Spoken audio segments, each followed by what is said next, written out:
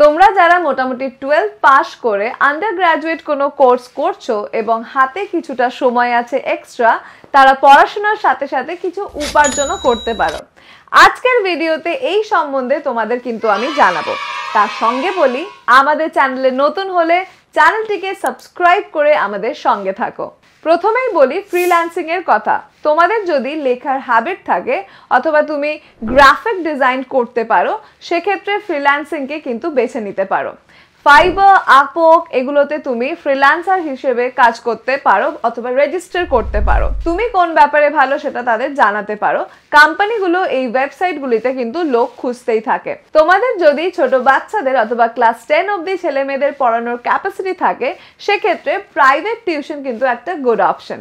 এতে আজকাল স্যালারিও ভালো এবং পড়াশোনার চর্চাও থাকে। এক্ষেত্রে পরবর্তী সময় কোনো গভর্নমেন্ট জবের জন্য যদি তুমি প্রিপেয়ার হতে চাও, এখান থেকে কিন্তু অনেকটা প্রিপারেশন তোমাদের অলরেডি হয়ে যায়।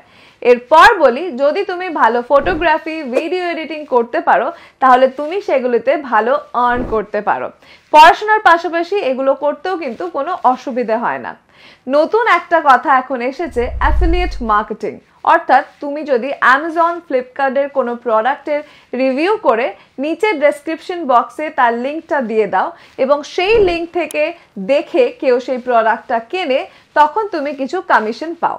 নিজের ওয়েবসাইট তৈরি করে ব্লগ লেখা শুরু করে অ্যাফিলিয়েট মার্কেটিংও কিন্তু শুরু করতে পারো। তোমাদের যদি ক্রিয়েটিভিটি থাকে, তাহলে তোমরা টি শার্ট প্রিন্টিংও করতে পারো। একটা টি শার্ট কেনা এবং প্রিন্টিং করতে 100 থেকে 120 টাকা লাগবে।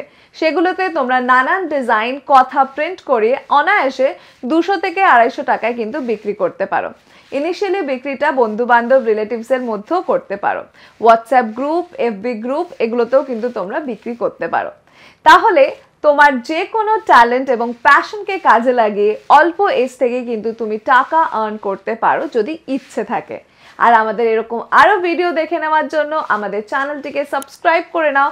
এই ভিডিওতে একটা লাইক এবং শেয়ার করে দাও। আর আমাদের কমেন্ট করে অবশ্যই জানিও কোন বিষয়ের উপর ভিডিও তোমরা দেখতে চাইছো।